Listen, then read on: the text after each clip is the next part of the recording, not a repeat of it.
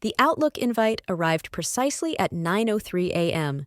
It was a meeting scheduled with HR and management, set for 9:30 a.m. in Conference Room C. There was no subject line, no explanation, just the kind of message that instantly tightens your chest. I had dedicated 15 years to Ashford and Wells.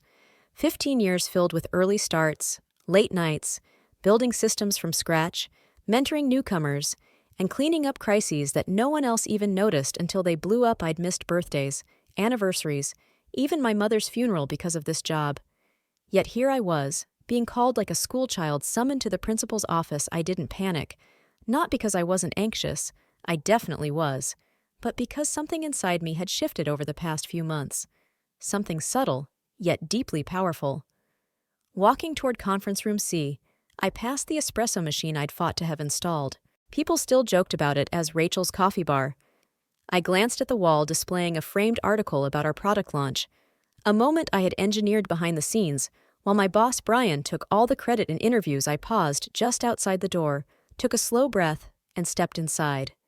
Brian sat at the head of the table, with Karen from HR by his side. She wore that perfectly practiced mask of corporate sympathy.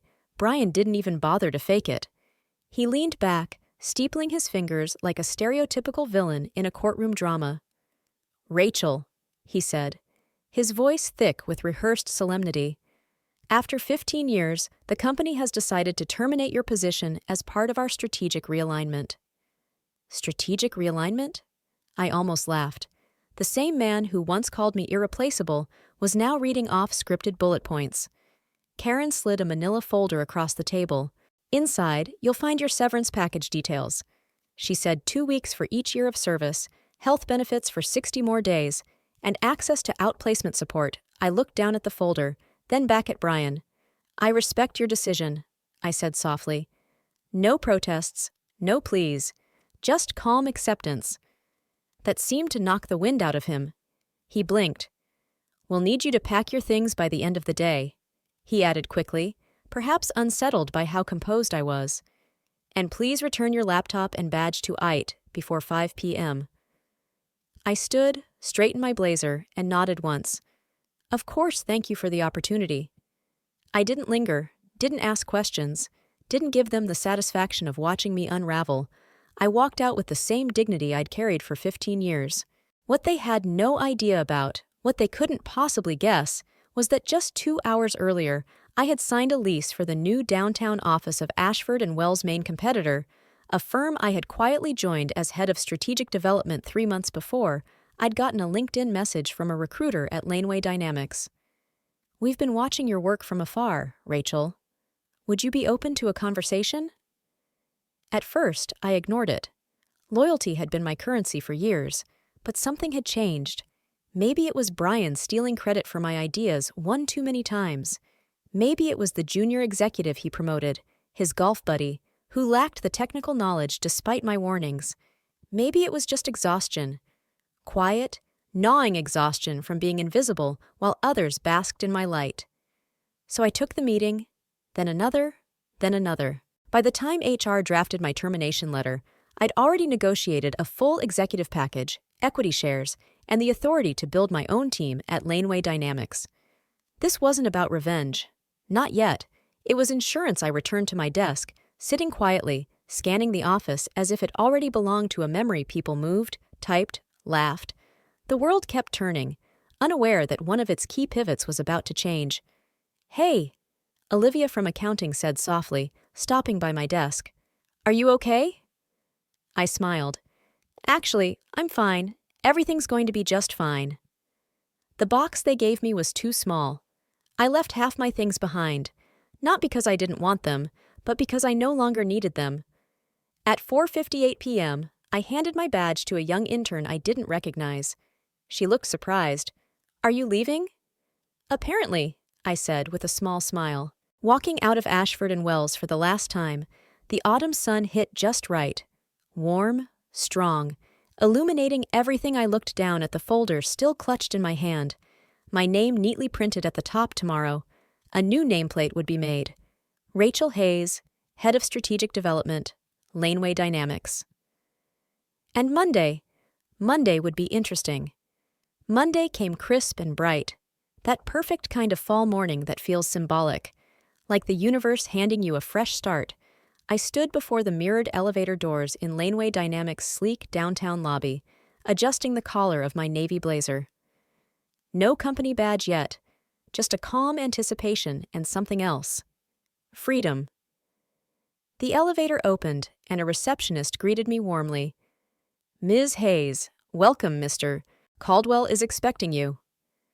Grant Caldwell, Laneway's CEO, was known for being ruthlessly brilliant, but fiercely loyal to those who earned his trust. We'd talked privately several times over recent months. Our conversations honest and filled with mutual respect, I was escorted to the top floor where a polished glass door bore a plaque reading, Head of Strategic Development Rachel Hayes. My name, no one else's, no fine print. Grant rose as I entered, extending his hand. "Rachel, you have no idea how glad I am you're finally here." "Thank you for believing in me," I replied. "Especially before anyone else did," he smiled. "Oh, I didn't just believe in you. I ran the numbers. Your work at Ashford and Wells drove a 19% increase in client retention over the past 5 years. We've been chasing results like that for a decade." He showed me around the office, introduced me to my direct reports, and finally led me to the corner conference room where a group of executives waited. I was given a seat at the table with no hesitation, no sideways looks. The meeting began with a presentation about Laneway's upcoming expansion and my role leading strategy for client acquisition, tech integration, and market positioning. Then, just as I started outlining my plan for the next quarter, Grant said something that made me pause. "We've cleared the budget for you to build your own team. We want people who share your vision, people you trust." That was the moment everything changed. A door opened, not just figuratively, but tangibly. I had spent 15 years at Ashford and Wells, training bright minds, developing talent, mentoring without recognition. When cuts came, none of that mattered. But now, I had the power to shape someone else's path. To give back. "Thank you," I said, carefully steadying my voice. "I've got a few people in mind already." That evening, I powered up my laptop and carefully composed 6 emails, each respectful and straightforward. The subject: a new chapter, let's connect. Every message went to someone I had mentored back at Ashford and Wells, developers, analysts, strategists, those who'd been overlooked, passed over for promotions, or stuck working under managers who used their ideas as stepping stones. Within 30 minutes, 3 replies came through by midnight. All 6 had responded with, "Yes, Rachel, let us know when and where." The real fallout began Tuesday. I was enjoying coffee in the Laneway lounge when a LinkedIn notification pinged on my phone. 4 former team members had updated their job status to open to work. The timing was anything but subtle, just like the private messages that came next. Brian just called a meeting, asking why half the strategy team is suddenly updating resumes. Karen from HR stopped by my desk, asking, "Have you been talking to your people?" I stayed silent. Rumors said the leadership was scrambling to reorganize teams after losing momentum post Q3 review. I didn't reply to every message, but read each carefully. Twice, meanwhile, at Laneway, I started working with legal and compliance to finalize employment contracts for my new hires, competitive salaries, flexible schedules, and most importantly, ownership. I ensured their names would be on everything they built by Wednesday. Grant pulled me aside. "A client we lost to Ashford and Wells last year just reached out. They want to reopen talks." I raised an eyebrow. "Any clue why?" "Not really," he said with a slight smile. "But they specifically asked if Rachel Hayes would be leading the project." That evening, Brian sent me an unexpected text. "Hey, heard you landed somewhere. Congrats, can we talk?" I stared at it a long moment. No apology, no hint of remorse, just a casual attempt to reconnect. Now that the power dynamic had shifted, I didn't respond. Instead, I poured myself a glass of wine and opened the group chat I'd started with my soon-to-be team. We shared jokes, office memories, and plans for the new product line. Then Olivia, the quietest member, wrote, "Rachel, you don't know what this means to us. You believed in us before we believed in ourselves. I'm all in." A tightness gripped my chest. Not pain, but relief. After years of watching others steal credit, of being sidelined and diminished, I was finally somewhere my voice counted. More importantly, I could make sure theirs did too. This wasn't about revenge. It was about rebuilding with the right people, the right way, and Brian? He was just beginning to realize what happens when you fire the wrong person. By the end of my first week at Laneway Dynamics, the mood at Ashford and Wells was shifting, and not how their leaders wanted. The first sign was silence. That kind of hush that falls over a workplace when people are too scared to ask questions out loud, but whisper them behind closed doors. Monday morning, I got a message from Jordan, my former data systems analyst. They pulled everyone into a reassurance meeting this morning. Brian tried sounding confident, but people could tell something was off. Someone asked where you'd gone, and he dodged the question. By Tuesday, I learned 2 longtime clients were reconsidering contracts with Ashford. They'd reached out through a mutual contact, wondering if I was involved in any current projects, and if not, why I didn't chase them. Didn't need to. The truth was, my work at Ashford wasn't just technical. It was relational. Years of building client trust, translating needs into solutions, delivering under pressure. People remember that people talk at Laneway. My new team was taking shape. Olivia officially accepted her offer and started onboarding. By Wednesday, 2 more had joined. It felt like building a dream team. Not just skill, but shared values. Every new member made that quiet satisfaction grow. This wasn't just about proving I could stand on my own. It was about lifting others with me. Late that afternoon, while reviewing integration plans with the engineering lead, my phone buzzed again. A LinkedIn notification. Brian had updated his title, Chief Strategy Officer. I laughed out loud. No press release, no announcement, just a quiet title change clearly aimed at calming nerves after my departure, but it smelled of panic. He was scrambling to fill a void he hadn't fully grasped until I was gone. That night, Claire, my friend in Ashford's legal department, called. Hesitant at first. She blurted, "I'm sorry, I didn't know they'd do that to you." I paused, surprised. "Claire, you don't owe me an apology. You weren't the one who decided." I still felt responsible. She sighed. "They'd been holding meetings weeks before your firing. I wasn't looped in until the final HR review. But after seeing what happened, Rachel, they're unraveling because you left. They didn't see it coming." She added, "You were the one constant in a sea of turnover. Now Brian's holding daily meetings and pushing impossible deadlines to fake control." I stayed silent. Claire lowered her voice. "I'm not asking for anything. Just wanted you to know what you built mattered." Those words stayed with me Thursday morning. I sat with Grant, going over updates on our first major product launch. The energy was electric. "Early prototypes are outperforming expectations," he said, tapping the table. "We haven't even announced the launch date, and already 2 firms in finance have shown interest."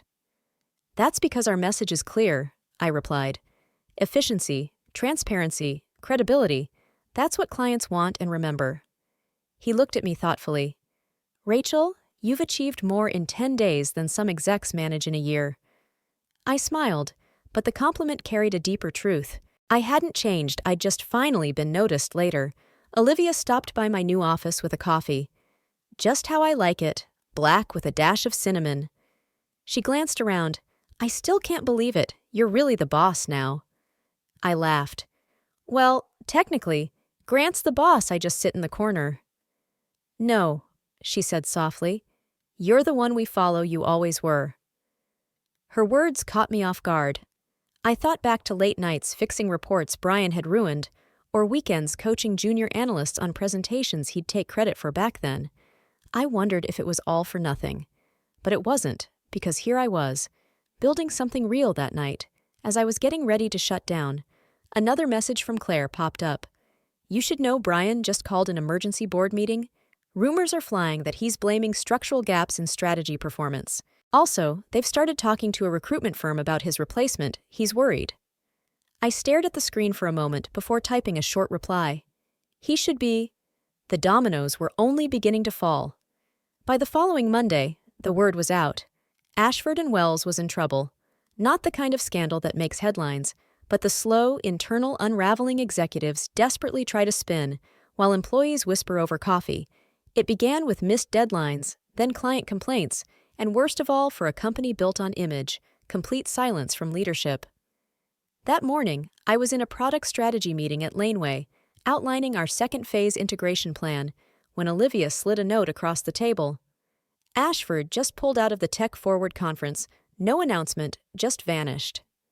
I blinked and tucked the note away. 3 weeks earlier, Brian had been scheduled as a keynote speaker for that very event, a fact he reminded everyone of at every chance. And now? Complete radio silence. After the meeting, I stepped into the hallway to take a call from Grant. Before I could say a word, he jumped in. "You've stirred more movement in the market than I expected. 3 of Ashford's mid-tier clients called this morning. They want demos. They want you." "Let's not rush," I replied cautiously. "We'll talk to the serious ones, the rest can wait." He paused, clearly reading between the lines.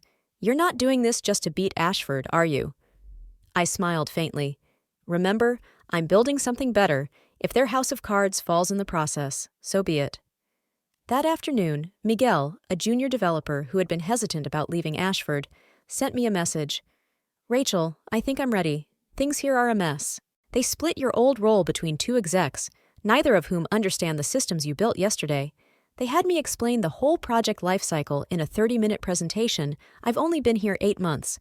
Are you still building your team?" I replied instantly, "Yes, let's meet."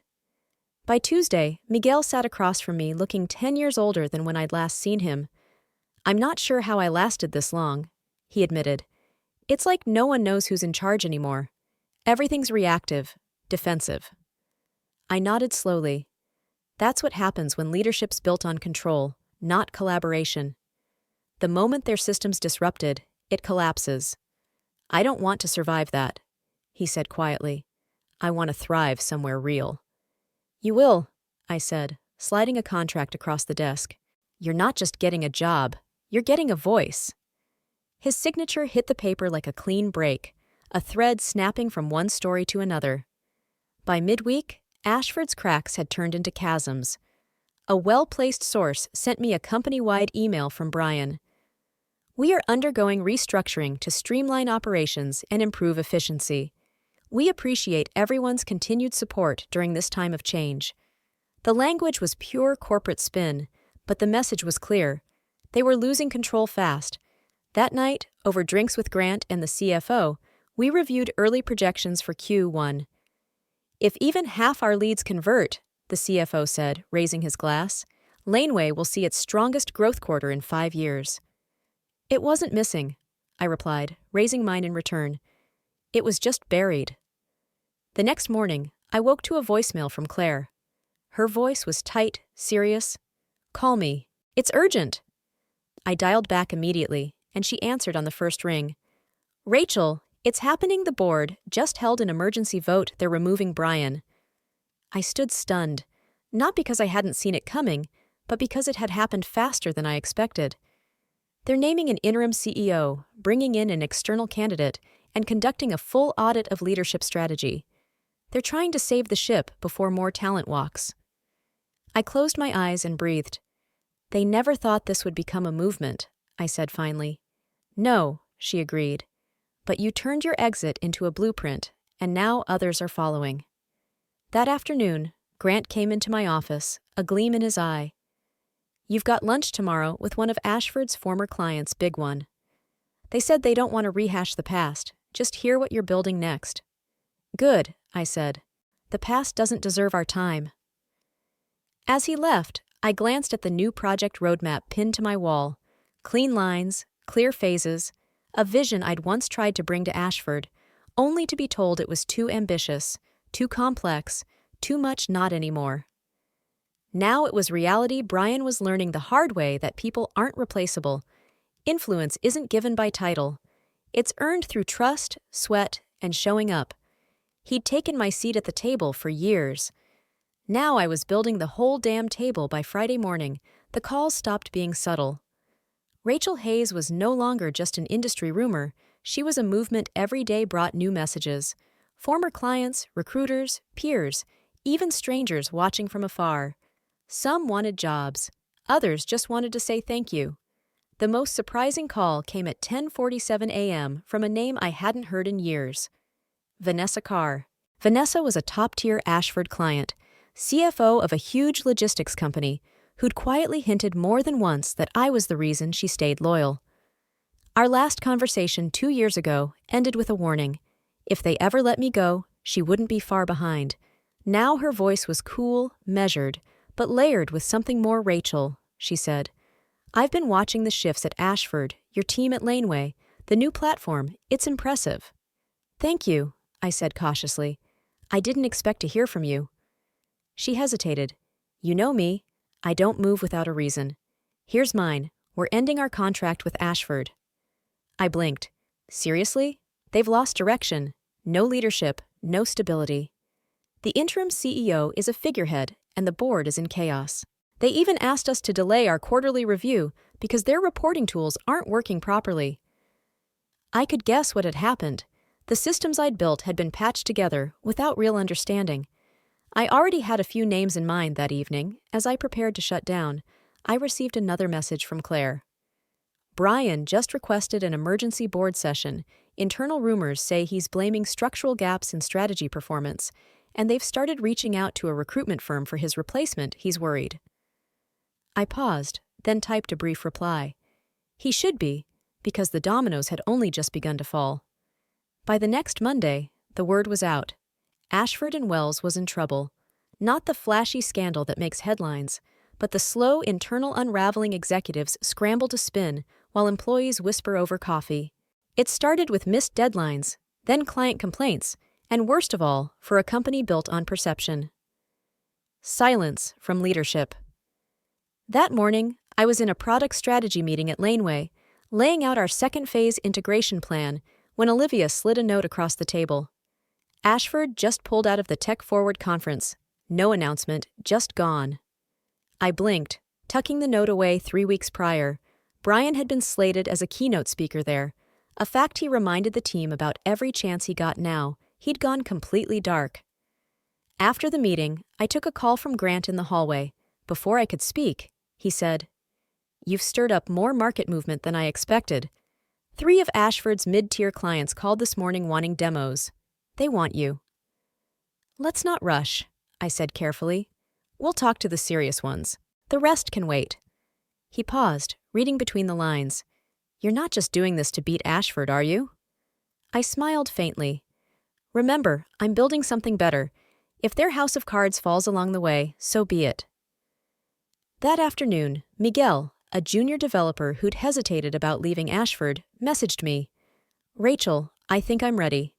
Things are a mess here. They split your old role between 2 execs who don't understand the systems you built yesterday.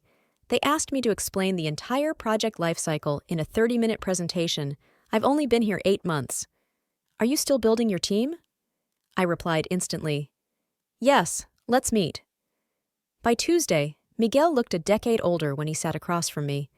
I'm not sure how I lasted this long, he admitted. It's like no one knows who's in charge anymore. Everything feels reactive, defensive. I nodded slowly. That's what happens when leadership is built on control, not collaboration. When their system gets disrupted, it collapses. I don't want to survive that, he said quietly. I want to thrive somewhere real. You will, I said, sliding a contract toward him. You're not just getting a job, you're getting a voice. His signature hit the paper like a thread snapping cleanly from one story to the next. By midweek, Ashford's cracks had become chasms. A well-placed source forwarded me a company-wide email from Brian. We are undergoing restructuring to streamline operations and improve efficiency. We appreciate everyone's support during this time of growth and change. The language was pure corporate theater, but the message was clear. They were losing control fast that night. Over drinks with Grant and the CFO, we reviewed early Q1 projections. If even half our leads convert, the CFO said, lifting his glass, Laneway will see its strongest growth quarter in 5 years. It wasn't missing, I replied, raising mine. It was just buried. The next morning, I woke to a voicemail from Claire. Her voice was tight, serious. Call me, it's urgent. I dialed back immediately. She answered on the first ring. Rachel, it's happening. The board just held an emergency vote. They're removing Brian. I stood stunned. Not because I hadn't expected it, but because it had happened faster than I thought. They're naming an interim CEO, bringing in an external candidate, and conducting a full audit of leadership strategy. They're trying to save the ship before more talent walks. I closed my eyes and breathed. They never thought this would become a movement, I said finally. No, she agreed. But you turned your exit into a blueprint, and now people are following. That afternoon, Grant came into my office, a gleam in his eye. You have lunch tomorrow with one of Ashford's former clients, a big one. They said they don't want to rehash the past, just want to hear about what you're building next. Good, I said. The past doesn't deserve our time. As he left, I glanced at the new project roadmap on my wall. Clean lines, clear phases, a vision I'd once tried to bring to Ashford, but was told was too ambitious, too complex, too much not anymore. Now it was reality. Brian was learning the hard way that people aren't replaceable. Influence isn't granted by title. It's earned through trust, sweat, and showing up. He'd taken my seat at the table for years. Now I was building the whole damn table by Friday morning. The calls stopped being subtle. Rachel Hayes wasn't just a rumor in the industry anymore. She was a movement. Every day brought new messages. From former clients, recruiters, peers, even strangers watching from afar. Some wanted jobs. Others just wanted to say thanks. The most surprising call came at 10:47 a.m. from a name I hadn't heard in years. Vanessa Carr. Vanessa was one of Ashford's top clients, CFO of a massive logistics conglomerate, who'd quietly hinted more than once that I was the reason she stayed loyal. Our last conversation 2 years ago ended with a warning. If they ever let me go, she wouldn't be far behind. Now her voice was cool, measured, but layered with something more. Rachel, she said. I've been watching the shifts at Ashford, your team at Laneway, the new platform. It's impressive. Thank you, I said cautiously. I didn't expect to hear from you. She hesitated. You know me. I don't move without a reason. Here's mine. We're ending our contract with Ashford. I blinked. Seriously? They've lost direction, no leadership, no stability. The interim CEO is just a figurehead, and the board is in chaos. They even asked us to delay our quarterly review because their reporting tools don't work properly. I could guess what had happened. The systems I'd built had been patched together without understanding. Once broken, no one knew how to fix them. We're vetting new partners, Vanessa continued. But between us, I want to work with you. I leaned back in my chair, phone pressed to my ear, staring out at the skyline. I appreciate that, Vanessa, but I don't just take clients anymore. I choose partners, people who respect long-term vision. I'm not asking for a discount, she said. I'm offering something bigger. Come in-house, lead our transformation team, executive-level autonomy, equity stake. I froze. That wasn't a consulting gig. That was an empire. After the call, I sat quietly, weighing the offer. Laneway had given me a platform, freedom, respect, space to rebuild. But this was a whole different level. A chance to lead innovation beyond tech silos, to shape not just product but culture. Still, walking away from Laneway so soon felt premature, especially with my team finally finding their footing. Olivia, Miguel, and the others. They weren't just employees. They were people I'd helped restore, people who trusted me. I wasn't ready to leave them behind, but I couldn't dismiss Vanessa's offer either. That night, I met Grant for drinks at a quiet rooftop bar. He smirked, already knowing something was up. Vanessa Carr, he said, swirling his drink. I narrowed my eyes. How? She called me, he replied.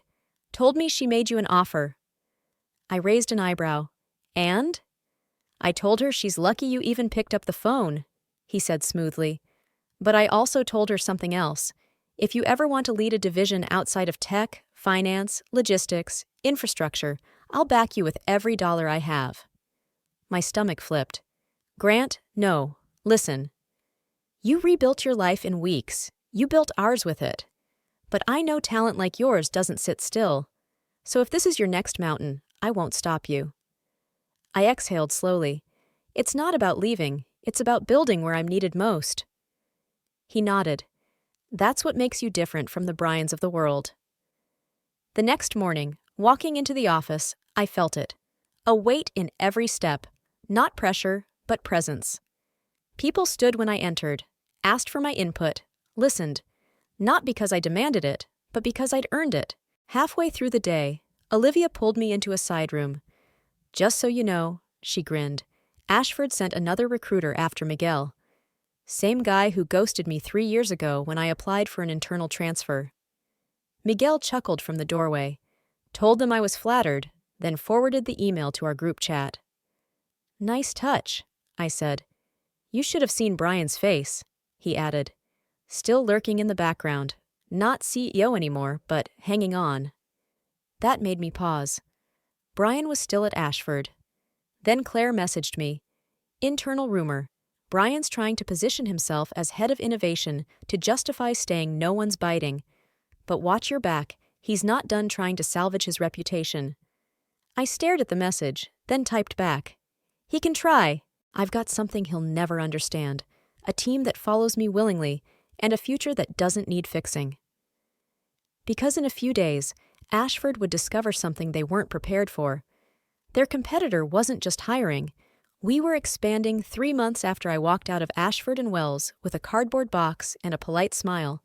I entered Laneway's executive summit to the sound of a standing ovation, not for a speech or press release, but because the new product we launched had just landed a multi-million-dollar deal. One Ashford had chased for years. We didn't win with flash. We won with function, with real solutions delivered by a team discarded, underestimated, and ignored. The same team now leading one of the fastest-growing development divisions in the industry. But I didn't need applause. I needed impact. And we were only getting started. Earlier that week, the final domino fell. Vanessa called again, not with another job offer, but to confirm, "We've moved all systems to your team. The transition was seamless. Honestly, I wish we'd done it sooner." I thanked her, and she hesitated before continuing. "There's something else." Brian reached out personally. I stayed silent as she went on. "He offered to consult, said he could bring unique insights since he worked with you for so many years." Her voice dripped with irony. I laughed softly. "Let me guess. He phrased it like you two were partners?" "Exactly," she said. But I told him the truth. The only thing he ever contributed was obstruction. And frankly, we're not interested in people who build roadblocks and call it strategy. She hung up, promising to introduce us to 2 more logistics clients. By quarter's end, I sat quietly afterward, letting it sink in. Brian wasn't just irrelevant. He was a cautionary tale. A man who built his empire on others' backs and then didn't know how to hold it together when they walked away. The irony, he could have been a mentor, a leader. Instead, he chose control, and now no one listens. That Friday, we held our first joint strategy retreat, not in a sterile boardroom, but a converted farmhouse an hour outside. The city's sunlight poured through tall windows. Whiteboards leaned against exposed brick walls, and sticky notes littered rustic tables, the kind of space that invites ideas instead of stifling them. As we reviewed the upcoming quarter's roadmap, I glanced around. Miguel was showing a new intern. Our automation workflows. Olivia was confidently handling client calls in a way I hadn't seen before. Even Claire, who had left Ashford for a senior compliance role with us, smiled in a way she hadn't in years. Someone asked what to name the new project. I looked at the whiteboard and quietly wrote, "Fix." Because that's what we'd done. We'd risen on our own terms. That evening, I received an email, no subject line, just, "We made a mistake. I made a mistake." It was Brian. "Rachel, I'm not asking for sympathy. I just want you to understand I was under pressure. The board, the investors, the metrics, they pushed, and I reacted. I see now what I failed to recognize back then. Your work was the foundation of everything we did when you left. It all started to collapse. I've lost almost everything. I can't help wondering what might have happened if I'd treated you differently. I hope you're well. I'm truly sorry." Once, I might have clung to that apology, turning it over in my mind, hoping it would heal something. But not anymore. I didn't need closure from him. I had given myself the closure I needed. I closed the email and didn't reply. A few days later, Laneway unveiled a new internal program, the Rachel Hayes Fellowship, an annual initiative to fund and mentor women in tech who'd been pushed out of corporate roles and wanted a fresh start. The board had unanimously approved it, but Grant had insisted it carry my name. I was taken aback. "You built this, Rachel," he told me. "Not just the systems, but the people, the culture. You showed us what real leadership looks like." For a moment, I was speechless, so instead, I simply nodded. Not out of modesty, but because it felt right. 1 year after my unexpected termination, I stood in my office, not surrounded by silence, but by energy. Real momentum. A new generation of thinkers and creators who didn't wait for permission to shine. As I gazed out over the city, a final message popped up from Miguel. "Hey boss, client just confirmed. They're leaving Ashford and coming to us. That makes 8. Also, we're going to need a bigger office." I smiled, my heart full. There was no bitterness, because revenge fades, but legacy? Legacy endures.